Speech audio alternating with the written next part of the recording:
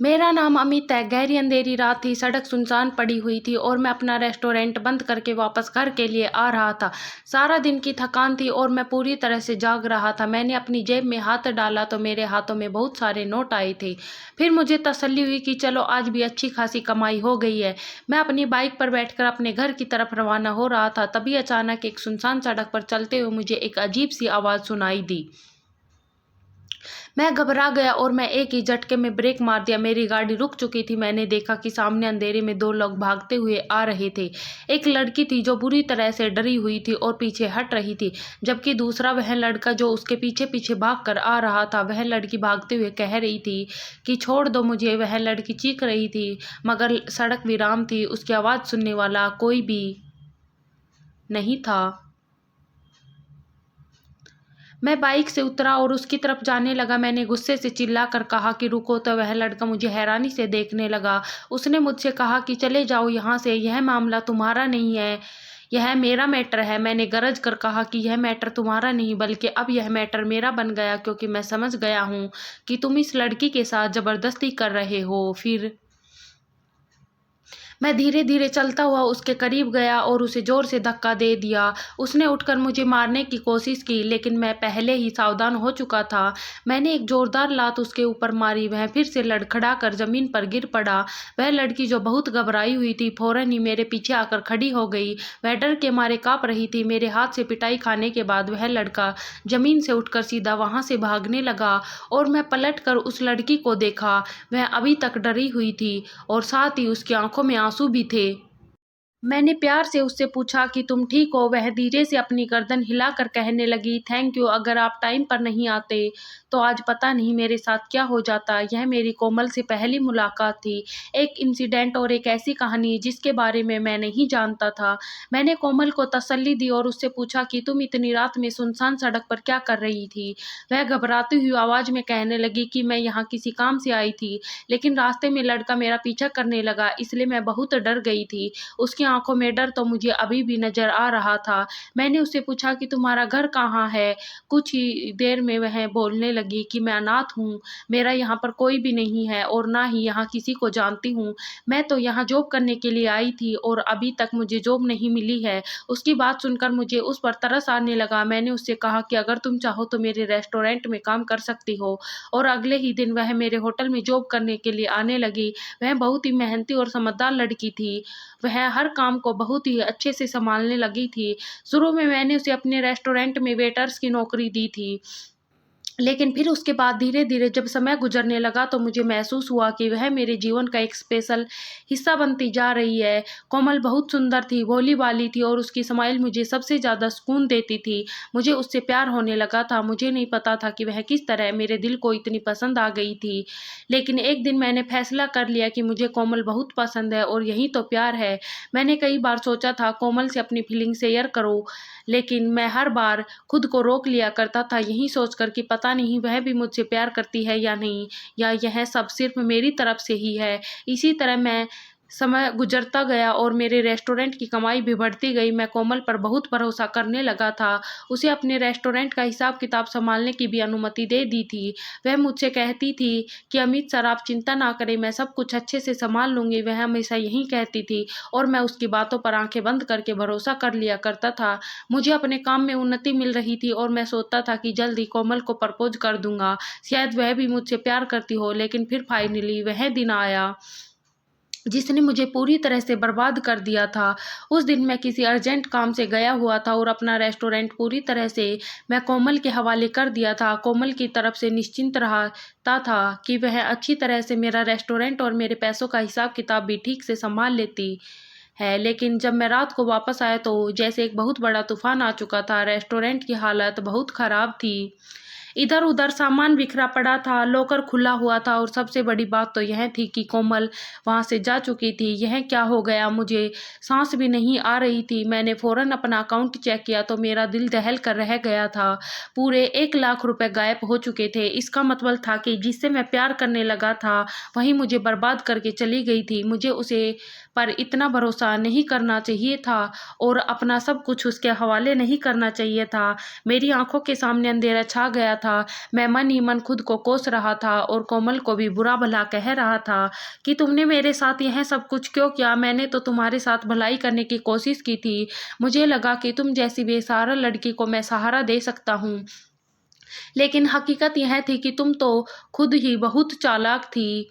कई घंटों के बाद जब रेस्टोरेंट में काउंटर के पीछे बैठा रहा था, मेरी नज़रें खाली कैश लॉकर पर जमी हुई थी, जो हमेशा पैसों से भरी रहती थी, लेकिन इसकी चाबी मैंने कोमल को दे रखी थी और इसी बात का फ़ायदा उठाते हुए वह मुझे बर्बाद करके चली गई। मैं सोचता था कि काश सब कुछ पहले जैसा हो जाए, मगर सच में ऐसा नहीं हो सकता था। कोमल मुझे लूट कर जा चुकी थी। मैं खुद से ही सवाल किए जा रहा था, ऐसा क्यों किया, लेकिन जवाब देने वाला तो कोई था ही नहीं। मेरी आंखों के सामने वह सारा टाइम घूमने लगा जो मैंने उसके साथ बिताया था। वह पहली मुलाकात जब मैं उसे उस लड़के से बचाया था और अपने रेस्टोरेंट में नौकरी के लिए रखा था, वह समय जब मैं उस पर भरोसा किया था। आज जब मैं पूरी तरह से बर्बाद हो चुका हूँ, तब मुझे समझ आया कि किसी भी इंसान पर हमें इतनी आसानी से भरोसा नहीं करना चाहिए। अगले दिन रेस्टोरेंट के मालिक मेरे सामने खड़े हुए थे। उन्होंने मुझे गुस्से से कहा कि अमित, तुमने मेरे रेस्टोरेंट को पूरी तरह से बर्बाद कर दिया और इसका होने वाला प्रॉफिट सब कुछ लुटा दिया। मैंने बेबसी से कहा कि नहीं सर, इसमें मेरी कोई गलती नहीं है। उन्होंने कहा कि तुम्हारी ही गलती है जो तुमने उस लड़की पर भरोसा किया। तुमने आखिर उस अजनबी लड़की पर इतना भरोसा क्यों कर लिया? तुम्हें आज उसी का नतीजा भुगतना पड़ रहा है। तुम जैसे बेवकूफ़ लोगों की वजह से ही तो बिजनेस खराब हो जाता है। रेस्टोरेंट का मालिक चिल्लाने लगा और फिर उसने वह कहा जिसने मेरे होश उड़ा दिए थे कि कल से तुम मेरे रेस्टोरेंट के मैनेजर नहीं हो। मैं तुम्हें नौकरी से निकाल रहा हूँ। तुमने तो मुझे बर्बाद करके रख दिया। अब क्या मैं ऐसी कंडीशन में तुम्हें उम्मीद है कि मैं तुम्हें नौकरी दूंगा?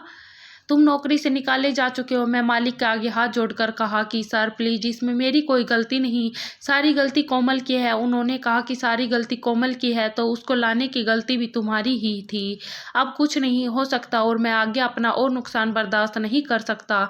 मैं मालिक से काफ़ी रिक्वेस्ट की, लेकिन उन्होंने मेरी एक न सुनी। इस तरह मेरी बर्बादी की शुरुआत हो चुकी थी। अब मेरे पास कुछ नहीं बचा था। मैं इस रेस्टोरेंट का मैनेजर था। यहाँ पर मेरी सैलरी भी बहुत अच्छी थी, लेकिन कोमल की वजह से सब कुछ बर्बाद हो चुका था। मालिक ने सब लोगों में यह अफवाह फैला दी कि उस लड़की के साथ मिलकर मैंने ही रेस्टोरेंट को पैसा गायब किया है, लेकिन ऐसा कुछ भी नहीं था। मेरा नाम, इज्जत, पैसा सब कुछ लूट चुका था। वैसे भी जब इंसान के पास कुछ नहीं बचता तो दुनिया उसे कुछ भी देने के लिए तैयार नहीं होती। मेरा दिल बुरी तरह से टूट गया था, लेकिन मैं हार मानने वालों में से नहीं था। सुबह सवेरे दरवाजे पर जोर जोर से दस्तक हो रही थी। नींद मेरी आंखों में छाई हुई थी और बड़ी मुश्किल से मैं दरवाज़ा खोलने के लिए उठा। मैं दरवाज़ा खोला तो सामने ही हमारे घर का मकान मालिक खड़ा हुआ था। उसका चेहरा गुस्से से लाल था। उसने कहा, अमित, तुमने मुझे पिछले 3 महीने पहले कहा था कि तुम मुझे अगले महीने किराया दे दोगे और पिछले 3 महीनों से तुम सिर्फ मुझे एक ही बात कहते आ रहे हो, लेकिन अब मैं तुम्हारी कोई बात नहीं सुनूंगा। अब तुम्हें मेरा घर खाली करना होगा। वह एक तरह से ठीक ही तो कह रहा था, क्योंकि 3 महीने पहले ही तो कोमल मुझे लूट कर गई थी। अब ना तो मेरे पास नौकरी थी और अब घर भी हाथ से चलने वाला था। आंखों में जो नींद थी वह सारी ही उड़ चुकी थी। मैंने मकान मालिक के आगे रिक्वेस्ट की कि मैं नौकरी ढूंढ रहा हूँ। जैसे ही मुझे नौकरी मिल जाएगी मैं आपको किराया दे दूंगा, मगर मकान मालिक मेरी एक भी सुनने के लिए तैयार नहीं था। मैंने उससे कहा कि बस आप मुझे कुछ दिन और दे दीजिए, मैं पैसा का बंदोबस्त कर लूँगा और आपका सारा किराया आपको एक साथ दे दूंगा। मकान मालिक हंसने लगा और कहने लगा कि हर बार तुम यही डायलॉग बोलते हो कि मैं दे दूंगा। अब तुम्हारे पास बहाने के समय नहीं है। कल तक मेरा घर खाली कर देना, वरना मैं अपने आदमियों को भेजकर तुम्हारा सारा सामान घर से बाहर फेंकवा दूंगा। मैंने कहा कि नहीं, ऐसा मत करो, बात को समझने की कोशिश करो। यही तो मेरे लिए आखिरी सहारा है। लेकिन उसके चेहरे पर तो मेरे लिए कोई भी दया नहीं थी। उसने कहा कि यह मेरा घर है और मैं यहाँ तुम्हें फ्री में तो रहने नहीं दे सकता। यह कहकर वह जाने लगा, लेकिन जाने से पहले उसने मुझे एक आखिरी वार्निंग दी। अगर कल तक तुमने मेरा मकान खाली नहीं किया तो मैं अपने आदमियों को भेजकर अपना घर खाली करवा सकता हूँ। मैं तो अपना सर पकड़कर ही दरवाजे पर बैठ गया था। मेरी समझ नहीं आ रहा था कि मैं क्या करूं, कहाँ जाऊं, कहाँ से पैसों का बंदोबस्त करूं। मेरी आंखों के सामने अंधेरा आने लगा। पहले कोमल का धोखा, फिर रेस्टोरेंट से नौकरी खत्म हो जाना और अब मेरे साथ में यह किराए का घर भी जाने वाला था। मेरी हिम्मत तो जैसे ख़त्म ही हो रही थी। मेरे दिमाग में सिर्फ यही सवाल आ रहा था कि मैं अब कहाँ जाऊँ। मेरी माँ भी कमरे से बाहर निकल आई थी। उनकी आंखों से भी नींद जा चुकी थी और वह भी चिंतामणि हो गई थी। उन्होंने कहा कि बेटा क्या हुआ और दरवाजे पर कौन आया था। मैं उनकी बात पर खामोश रहा। मैं उन्हें कैसे बताता कि अब हम बेघर होने वाले हैं। माँ समझ गई थी कि मैं परेशान हूँ। वह मेरे बराबर में बैठ गई और मुझे तसल्ली देकर कहने लगी कि बेटा बताओ मुझे क्या बात है, तुम क्यों परेशान हो। मेरे मुंह पर तो जैसे ताला लग गया था। मैं अपनी आंखों में डर नहीं देख सकता था, लेकिन मेरे पास कोई दूसरा रास्ता भी नहीं था। मैंने अपनी माँ को अपनी आंखों से आंसू उतारते हुए बताया कि मकान मालिक किराया लेने के लिए आया था। कह रहा था कि अगर कल तक किराया नहीं दिया तो घर खाली करना पड़ेगा। यह सुनकर मेरी माँ का चेहरा पीला हो गया था।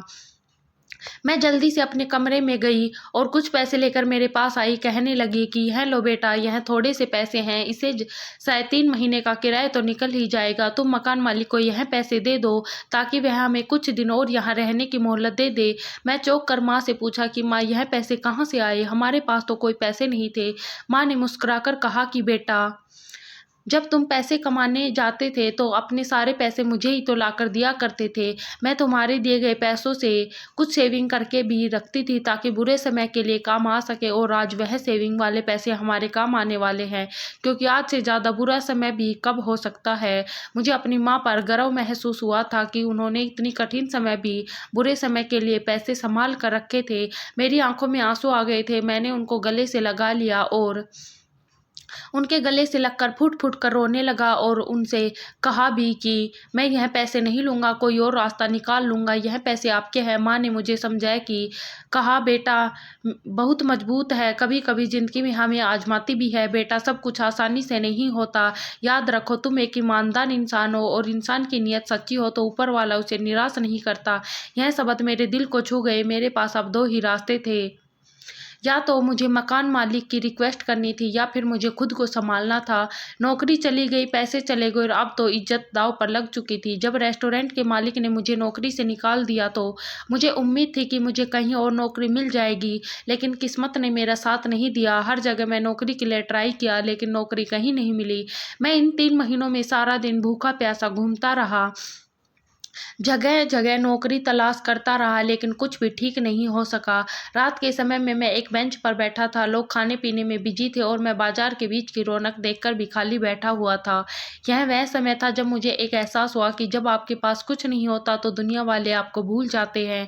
एक दिन मैं मदद मांगने के लिए अपने पुराने दोस्त के पास चला गया, लेकिन उसने भी मेरी कोई मदद नहीं की।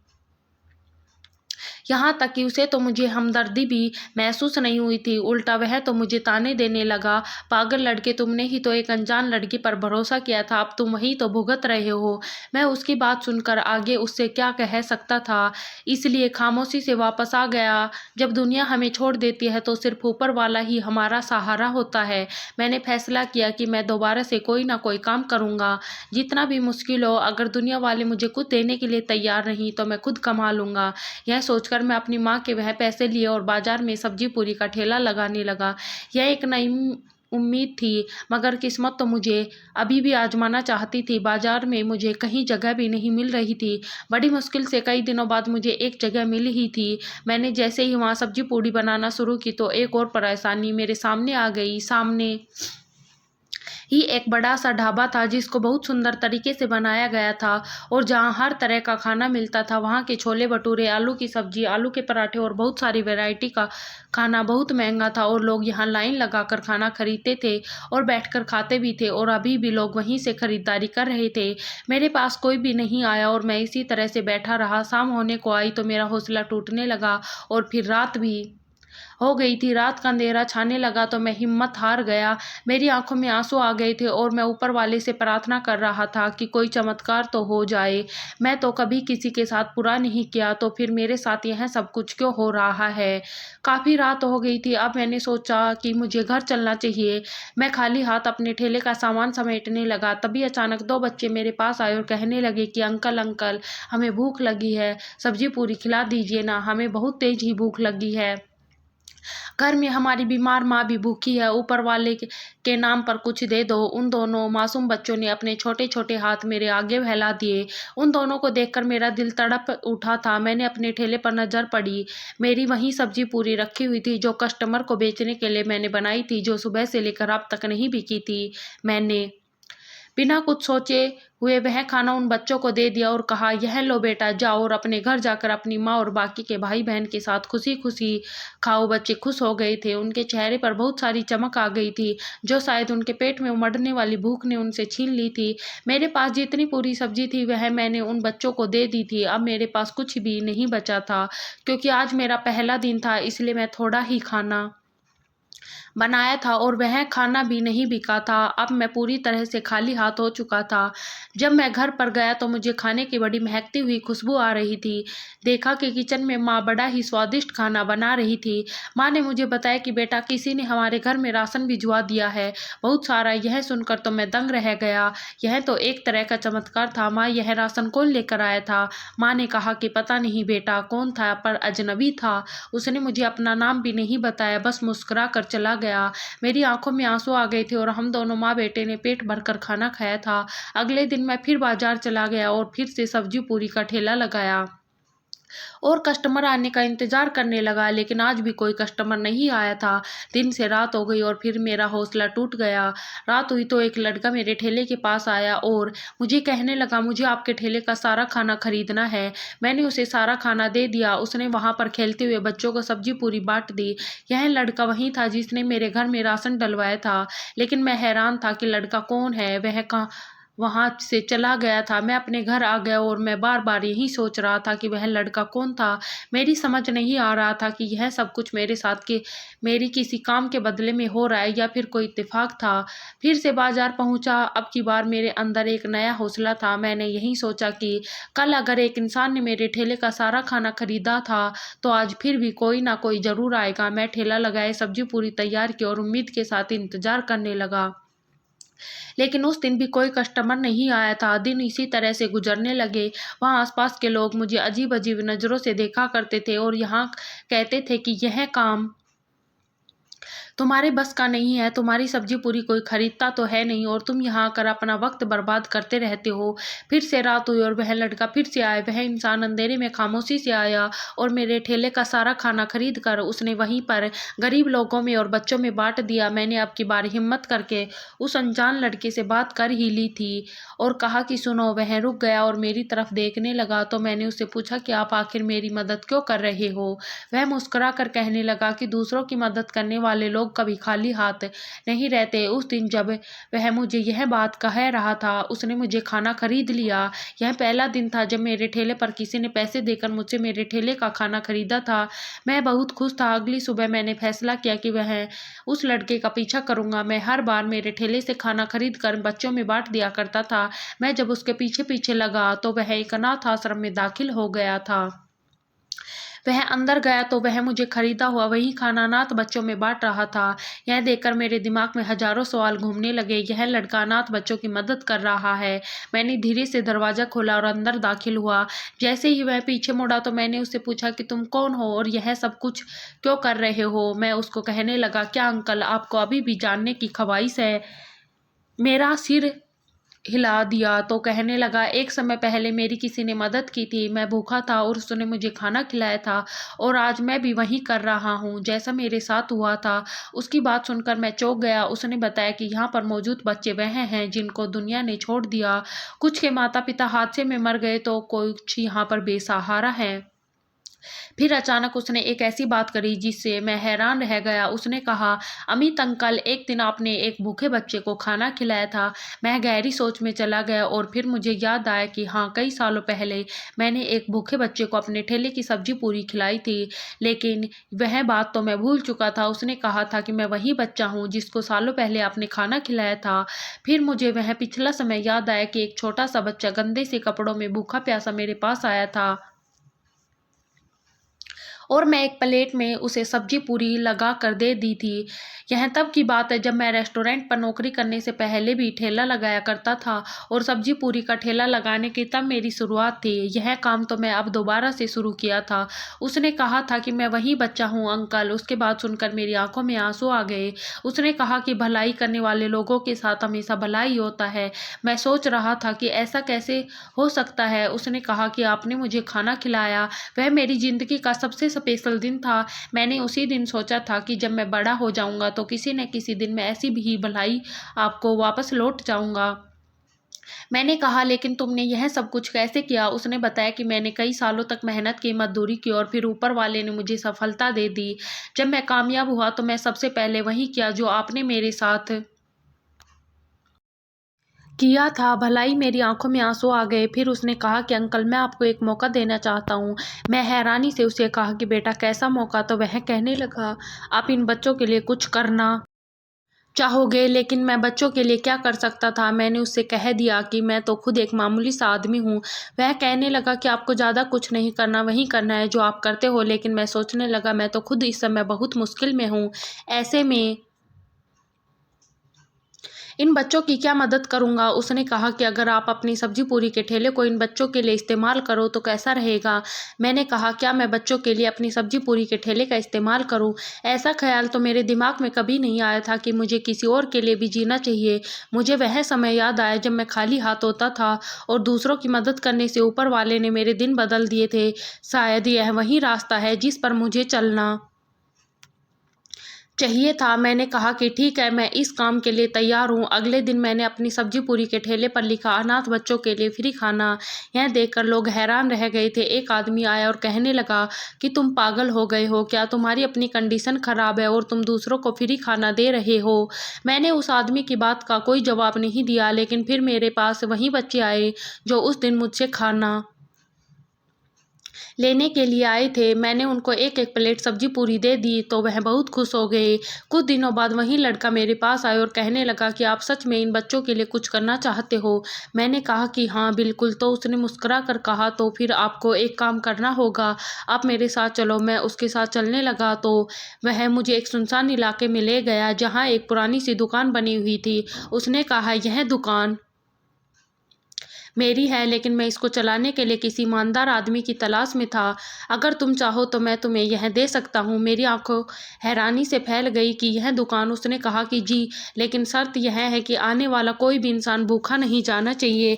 मैं सोचता रह गया। मुझे यकीन नहीं आ रहा था कि मैं कल तक एक आम आदमी था जो बाजार में खाने का ठेला लगाकर पैसे कमाने की कोशिश कर रहा था, और आज मेरे सामने एक दुकान थी जो मेरी होने वाली थी। क्या सच में किस्मत ने मुझे दूसरा मौका दिया है? मेरे साथ खड़े वही लड़के ने मेरी मदद की थी। यह देखकर मैं मुस्कुरा रहा था। उसने कहा कि यह सब आपका है अंकल, लेकिन आपको मेरी बात याद है ना? मेरे दिमाग में हजारों सवाल घूम रहे थे। मैं कभी अपनी दुकान का मालिक नहीं बना था। मैं सोच रहा था कि मैं यह सब कैसे करूँगा? अगर मैं नाकाम हो गया तो क्या होगा? फिर मुझे अपना बीता हुआ समय याद आया। वह दिन जब मैं खाली हाथ घर लौट रहा था, वह समय जब मेरी माँ अपने आंसू छुपाए करती थी, वह समय जब मैं 2 मासूम बच्चों को भूखा देखा था। मैंने सोचा कि अगर मुझे मौका मिला तो मैं इसे अपने हाथ में जाने नहीं दूंगा। मैं उस लड़के से कहा कि मैं तैयार हूँ। अगले दिन मैं दुकान की सफाई करनी शुरू कर दी थी। यह जगह बहुत पुरानी थी, दुकान की दीवारें खराब हो चुकी थी। यह काम मेरे लिए आसान नहीं था। मैं बाजार से खरीद कर टेबल कुर्सी रखवा ली और दुकान में पेंट भी करवाया। जो कुछ भी मेरे पास था मैंने उससे काम चलाने की कोशिश की, लेकिन असली परेशानी यह थी कि कस्टमर कहाँ से आएंगे। बाजार में पहले ही बड़े बड़े होटल और रेस्टोरेंट मौजूद थे। मैंने इस दुकान पर एक छोटा सा बैनर लगा दिया कि यहाँ कोई भूखा नहीं सोएगा। पहला दिन आया तो मैंने राजमा, दाल मखनी, छोले भटूरे और आलू के पराठे भी बनाए थे और फिर कस्टमर का इंतजार करने लगा, लेकिन कोई कस्टमर नहीं आया। कई घंटे गुजर चुके थे। फिर अचानक एक बूढ़ा आदमी कांपते हाथों के साथ अंदर आया। उसके कपड़े भी मैले कुचले थे और चेहरे पर भूख साफ नजर आ रही थी। उसने मुझसे कहा कि बेटा, मेरे पास पैसे नहीं है, मैं कई दिनों से भूखा हूँ, तुम मुझे खाना दे दोगे? मैंने कहा, जी ज़रूर। उसके लिए एक भोजन की थाली तैयार की और सब तरह का खाना उस बूढ़े आदमी को आगे रख दिया। यह लीजिए बाबूजी, जितना चाहिए आप खाना खा लीजिए। उस बूढ़े आदमी की आंखों में आंसू आ गए। उसने मुझे आशीर्वाद दिया और साथ ही दुआएं भी दी। उसके जाने के बाद दरवाजे पर एक कीमती गाड़ी आकर रुकी और एक अमीर आदमी अंदर आया और मेरी दुकान की चारों तरफ से देखने लगा। फिर मुझसे पूछने लगा कि यहाँ खाने का अच्छा बंदोबस्त है। मैंने सर हिलाकर कहा, जी बिल्कुल। तो उसने कहा कि मुझे अपने ऑफिस के मज़दूरों के लिए खाना चाहिए, क्या तुम यह कर सकते हो? यह सब सुनकर तो मैं हैरान रह गया था। मैंने फ़ौरन ही कहा कि जी मैं आपके मज़दूर के लिए खाना बना दूँगा। उन्होंने मुझे एडवांस पेमेंट दी ताकि मैं अपने लिए ज़रूरत का सामान खरीद सकूँ। मैं खुश हो गया कि अभी तो मैं सिर्फ़ एक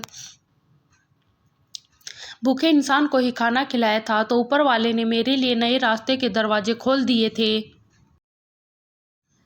लेकिन किस्मत तो अभी मुझे और ज़्यादा आजमाना चाहती थी। अगले दिन जब मैं बाजार से सामान खरीदने के लिए गया तो एक बेकरी वाला मुझे देख कर जोर से हंसने लगा। यह वही बेकरी वाला था जिसकी बेकरी शॉप के आगे मैंने कई बार अपना ठेला लगाने की कोशिश की थी, लेकिन वहाँ कोई कस्टमर नहीं आता था। उसने मुझसे कहा कि अमित, मैंने सुना है कि तुमने अपना खाना बेचने के लिए छोटी सी दुकान खरीद ली है।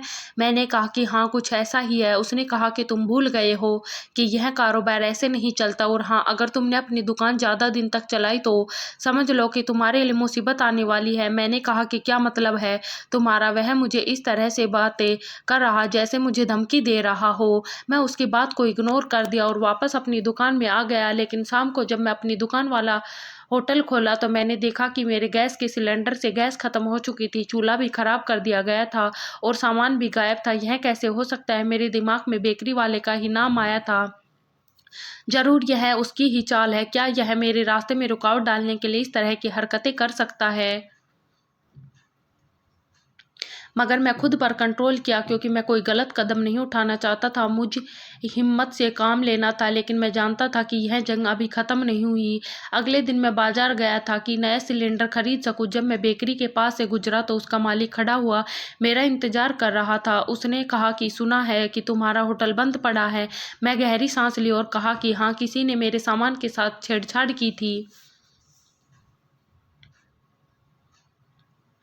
उसने कहा, मुझे यह सब सुनकर बहुत अफसोस हुआ, मगर कारोबार में तो ऐसा होता ही रहता है। मैंने उसकी आंखों में देखा और कहा, अगर तुम्हें लगता है कि तुम यह सब कुछ करके मुझे रोक सकते हो तो तुम गलत सोच रहे हो। वह मेरी बात पर हंसने लगा कि अमित, अभी तुम बच्चे हो, लोग इतनी आसानी से कामयाब नहीं होते। रास्ते में परेशानियां आती रहती है और तुम भी आने वाली परेशानियों के लिए तैयार रहो। मैं अपने गुस्से पर काबू पाते हुए कहा कि मुझे किसी नुकसान की कोई परवाह नहीं, मुझे ऊपर वाले पर पूरा भरोसा है। यह कहकर मैं वहां से आ गया था, लेकिन मैं जानता था क्या मुझे पहले से ज़्यादा सावधान रहना होगा। 2 दिन बाद मैं होटल को दोबारा से चलाना शुरू कर दिया। मैंने सारा सामान नए तरीके से खरीदा था और खाना तैयार किया। कस्टमर आना शुरू हो गए थे और काम धीरे धीरे बेहतर होता जा रहा था, लेकिन दुश्मन खामोश नहीं बैठ रहा था। शाम को अचानक 4 आदमी होटल में दाखिल हुए, बदतमीजी करते हुए होटल के अंदर दाखिल हुए और कहने लगे, यह खाना हम नहीं खाएंगे, यह खाना फ्री में दिया जा रहा है और फ्री का खाना हमेशा ही घटिया होता है। होटल में मौजूद दूसरे लोग चौंक कर उन्हें देखने लगे। यह लोग मेरा तमाशा बनाने के लिए आए थे। मैंने उनकी आंखों में देखा कि और मुझे समझ आ गया कि यह बेकरी वाले के आदमी थे और यह मुझे बदनाम करने के लिए आए थे। मैंने मेरे अंदर गुस्सा भड़क उठा था और मैं गुस्से पर काबू करते हुए कहा कि अगर खाना पसंद नहीं है तो तुम यहाँ से जा सकते हो। उनमें से एक लड़का कहने लगा, देखो, यह इंसान भी अच्छी तरह से जानता है कि इसका खाना घटिया है।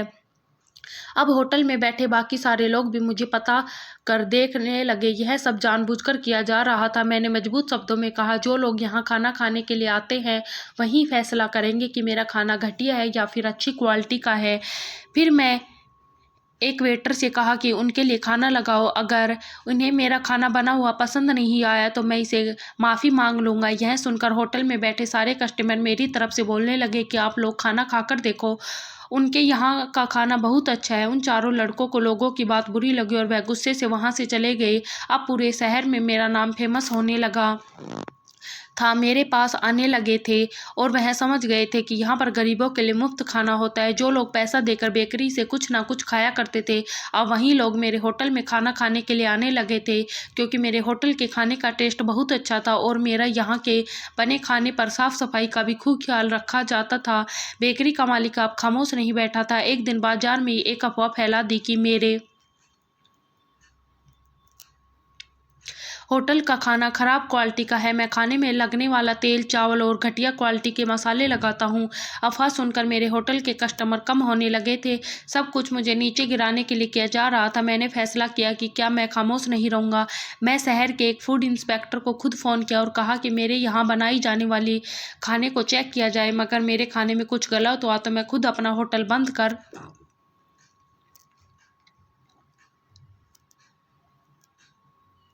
दूंगा। यह बात आग की तरह पूरे शहर में फैल गई थी। अगर मैं कामयाब होना चाहता हूं तो ऊपर वाला मेरे साथ देगा। अगले दिन फूड इंस्पेक्टर आया और मेरे बने हुए खाने की पूरी तरह से जांच पड़ताल की गई और उन्होंने बताया कि यहाँ का खाना पूरी तरह से सेफ और अच्छी क्वालिटी का बना हुआ है। यह सुनकर लोगों का भरोसा कायम हो गया था और जो लोग यह अफवाह सुनकर नहीं आ रहे थे, अब वह दोबारा मेरे होटल में आना शुरू हो गए थे। ऊपर वाले ने मेरा साथ दिया था और मेरा होटल कामयाबी के रास्ते पर चलने लगा। लोग मेरे खाने को पसंद कर रहे थे। मेरे होटल का नाम फेमस हो रहा था और सबसे बढ़कर मैं अपनी अक्सर कामयाब हो रहा था कि यहाँ कोई भूखा नहीं सोता था। लेकिन यह कामयाबी मेरे दुश्मनों को हजम नहीं हो रही थी। बेकरी का मालिक अभी तक खामोश नहीं हुआ था। इस बार वह सिर्फ साजिशें की हद ही नहीं रहना चाहता था, बल्कि मुझ पर हमला करना चाहता था। बस बाजार में अफवाह फैलाने के बाद वह मुझ पर एक और हमला करने वाला था। एक दिन होटल जब बंद होने वाला था तो दो लड़के मेरे होटल में आए। उनमें से एक ने कहा, यहाँ तो खाना बड़ा बढ़िया था। मैंने हैरानी से कहा कि आपका धन्यवाद, आप दोबारा फिर यहाँ पर आना। फिर वह लोग अचानक चुपके से चले गए। लेकिन अगली सुबह बाजार में एक और नई खबर फैल चुकी कि मेरे होटल का खाना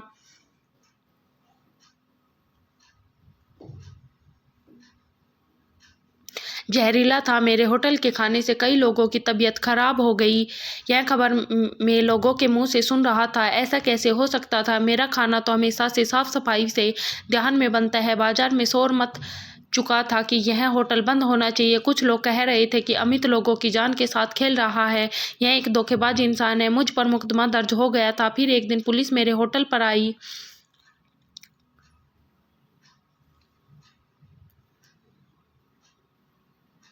और कहने लगी कि तुम पर मुकदमा किया गया है। लोग कहते हैं कि तुम्हारा खाना जहरीला है, जिससे कई लोग बीमार हुए। मैंने कहा कि सर, यह सब कुछ झूठ है। मैं हमेशा खाना साफ बनाता है। लेकिन पुलिस के पास शिकायत दर्ज हो चुकी थी। पुलिस वालों ने कहा कि हम तुम्हें हिरासत में लेना चाहते हैं। यह सुनकर तो मेरे होश उड़ गए थे कि क्या सच में मेरी मेहनत बर्बाद होने वाली है। ठीक उसी समय वहीं अजनबी लड़का मेरी मदद के लिए आगे आया। उसने पुलिस वाले से कहा कि रुको, मैं अमित अंकल के हक में गवाही देना चाहता हूँ। पुलिस ने पूछा कि तुम कौन हो, और उसने बताया कि मैं वह इंसान हूँ जो अच्छी तरह से जानता हूँ कि अमित अंकल एक ईमानदार इंसान है। उसने पुलिस को अपने मोबाइल में रिकॉर्ड वह वीडियो दिखाई जो हमारे होटल में लगे सीसीटीवी कैमरा की थी। उन वीडियो में साफ साफ वही लड़के नजर आ रहे थे जो खाना खाने के बाद कुछ अजीब सी चीज टेबल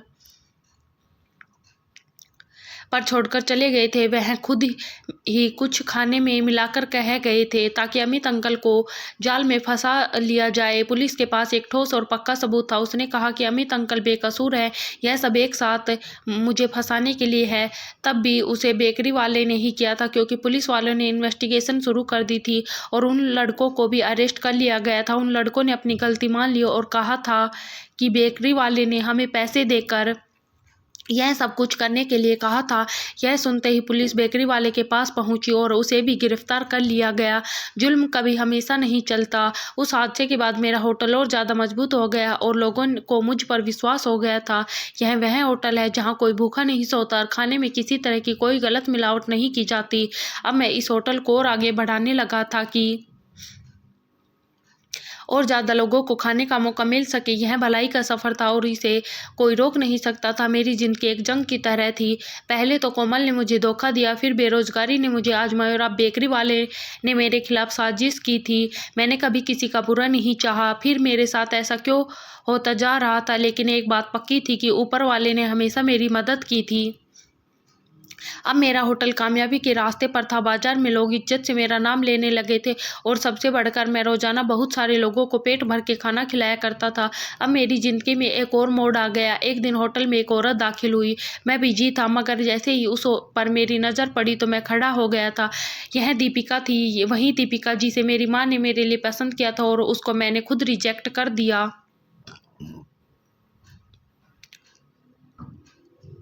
मुझसे कहा, क्या तुम्हें अभी भी अपनी माँ की कही हुई बात याद है अमित? अब उन्होंने कहा था कि दीपिका तुम्हारे लिए बहुत अच्छी है, लेकिन तुमने कोमल को चुन लिया था। उसकी बात पर मैं नज़र चुरा ली थी और कहा कि हाँ, मुझे अच्छे से याद है। दीपिका ने गहरी सांस ली और कहने लगी कि मैं यहाँ तुम्हें तुम्हारी ज़िंदगी का सबसे बड़ा मौका देने के लिए आई हूँ। और अमित चौंक कर उसकी तरफ देखा। कहा कि मौका? कैसा मौका? दीपिका ने एक फाइल मेरे आगे रखी और कहने लगी, यह मेरे पापा की ज़मीन है।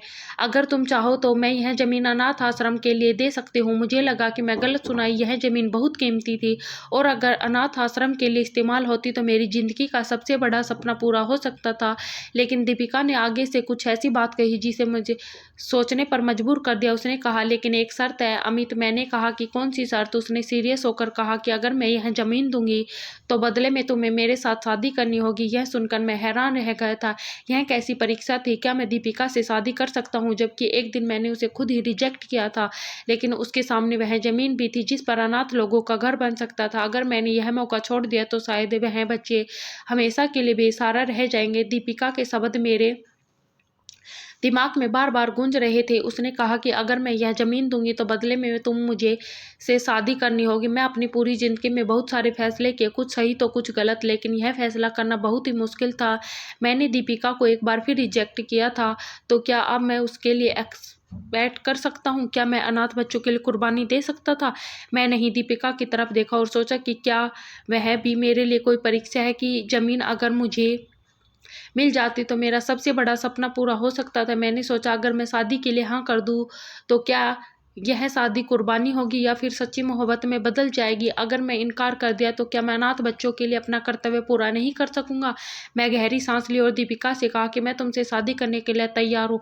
यह शब्द मेरे मुंह से निकले और मेरी किस्मत बदल गई। मेरी माँ खुश थी, अनाथ आश्रम के लोग खुश थे और हर तरफ मेरी शादी की खबर फैल चुकी थी। लेकिन मेरी शादी वाले दिन एक अजीब सा हादसा हुआ। वहीं अजनबी लड़का मेरे घर पर आया था और उसने मेरी शादी करते समय मुझे रोक लिया और कहने लगा, रुक जाइए अमित अंकल, आपको यह शादी करने की ज़रूरत नहीं है। मैंने कहा, क्या? मैं हैरान रह गया। उसने मुझे बताया कि यह ज़मीन पहले से अनाथ आश्रम के नाम है। उसने मुझे कागज़ निकाल कर दिखा दिया और कहा कि आपको साथ धोखा हुआ है। क्या सुनकर मेरी आंखें हैरानी से फैल गई। तो क्या दीपिका जानबूझकर मेरे साथ शादी करना चाहती थी? मैंने दीपिका की तरफ देखा तो वह चुप खड़ी हुई थी। उसकी आंखों में एक अजीब सा दुख था कि यह क्या है। दीपिका वह कुछ देर तक तो खामोश रही और फिर कहने लगी कि हाँ, यह सच है, लेकिन मैंने यह सब तुम्हें नुकसान पहुंचाने के लिए नहीं किया, बल्कि मैं तुमसे प्यार करती हूँ तो मैं अपनाने के लिए मैंने यह सब कुछ किया।